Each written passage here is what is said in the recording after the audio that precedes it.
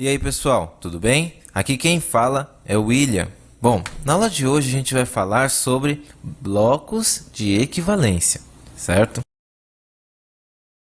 Bom, antes eu quero dar um recado. Se você não assistiu a aula anterior, assista, porque ela é de extrema importância para que você entenda esta aula. Vamos lá. Antes de começar a aula, eu também quero disponibilizar para vocês uma tabela em PDF que eu fiz, certo? Aqui ela contém todo o resumo das portas lógicas, a sua representação, simbologia, a tabela verdade e a representação algébrica, tudo bem? De todas as portas lógicas que a gente estudou. Então eu espero ajudar muito vocês com isso, porque é bom você ter esse resumo com você, né? Ao invés de ficar decorando também, né? Com costume a gente decora, mas no começo é bom você ter, caso tenha alguma dúvida. Bom, aqui eu estou no software Proteus, certo? E esta aula de hoje ela é meio polêmica.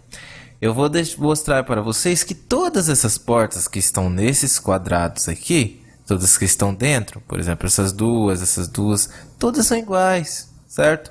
Aqui, por exemplo, todas essas são inversores. Essas duas são portas NOR, essas duas formam uma porta OR, essas duas formam uma porta NAND, estas duas formam uma porta AND. Então vamos fazer a simulação para ver, certo? Bom, aqui a gente tem inversor padrão e aqui a gente tem um inversor formado por uma porta NAND. Então o que acontece? A gente sabe que a tabela verdade da porta NAND, se você é até bom que você tenha impresso esse resumo que eu fiz em mãos para você acompanhar. Bom, a gente sabe que a porta NAND, a tabela verdade dela, né, é o inverso da porta AND. Então ela só vai dar 1 quando as duas entradas são iguais a 0. E em todos os outros momentos ela dá 1, certo? 0, 0 dá 1, 0 e 1 dá 1, 0, 1 e 0 dá 1, certo? Então, quando eu colocar 1 aqui, vai formar 1 e 1, porque eu coloquei as duas entradas ligadas juntas, entendeu? Então, por isso, eu consigo inverter o resultado. A mesma coisa do inversor. Aqui também é outra forma. Eu posso colocar uma entrada 1 fixa, certo? Aqui no caso representa uma entrada 1 que ela é fixa, não muda. E aí, conforme eu mudo, o valor também inverte, certo? Segue a mesma lógica daqui de cima. A porta NOR, né, também segue a mesma lógica da porta NAND. Ela vai funcionar da mesma forma e ser ligada também da mesma forma, conforme a sua tabela verdade. Tudo bem? Se você ver a tabela verdade, você vai ver que 0 e 0 na porta OR dá igual a 1. E também você vai ver que 1 e 1 na porta NOR dá igual a 0. Aqui também segue uma lógica um pouco diferente da porta NAND. Por que coloquei uma entrada fixa igual a 0? Ou ligada em terra, por exemplo? Bom, a gente sabe que 0 e 0 dá 1. Só que 1 e 0 dá 0 na porta NOR. A porta NOR, ela só vai dar o resultado 1 somente quando os dois valores são iguais a 0. É a única condição que ela dá 1, certo? Também posso colocar 1 e 1 aqui, vai manter? Não. Por quê? Porque sempre vai dar 0, porque aqui tem 1. Então a única possibilidade daqui dar 0, quando aqui for 1, é desta forma. Tudo bem? Porque 1 e 0 dá 0.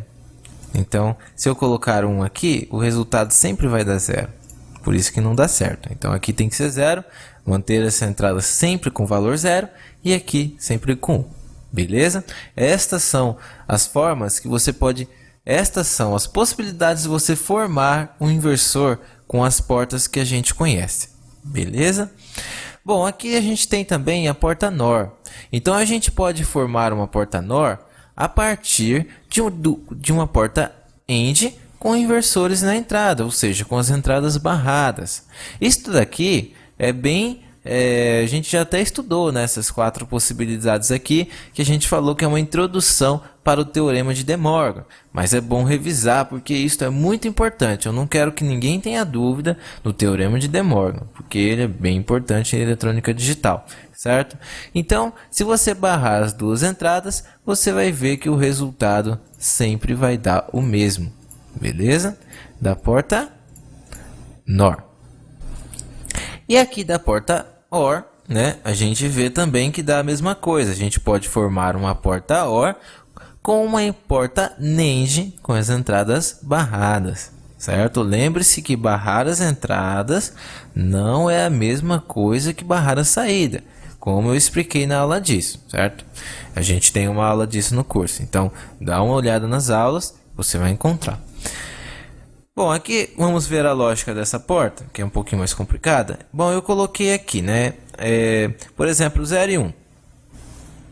0 e 1 na porta OR dá igual a 1. Beleza, então vamos ver por quê. Bom, barrei a entrada, deu igual a 1. 1 e 0. Aqui eu barrei a entrada, deu igual a 0. 1 e 0 na porta NAND dá igual a 1. Então segue a mesma lógica. Se você fizer todas as possibilidades, você vai ver que vai dar certo. Porque 1 e 1 na porta NAND é igual a 0. Olha que legal. Beleza? Então vamos lá.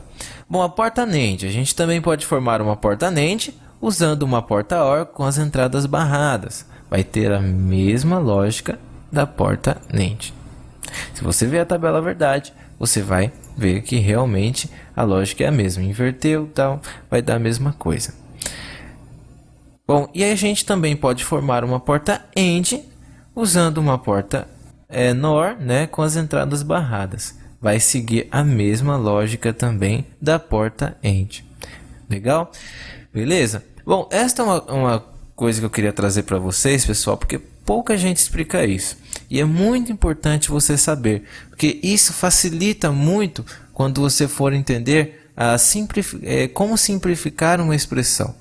É muito importante você saber disso, saber que esses valores são equivalentes, saber talvez que você não tem uma porta AND, mas você pode usar, por exemplo, uma porta NOR, né, com as entradas barradas. Então você pode substituir o seu circuito. Se você talvez não quer comprar um CI só para fazer uma porta AND, você pode fazer isso, beleza? Bom, pessoal, espero que tenham gostado desta aula. Baixe a tabela, que vai ajudar bastante na sua vida. Compartilhe esse vídeo, dá um like para ajudar na divulgação e também siga-nos nas redes sociais. E até a próxima aula.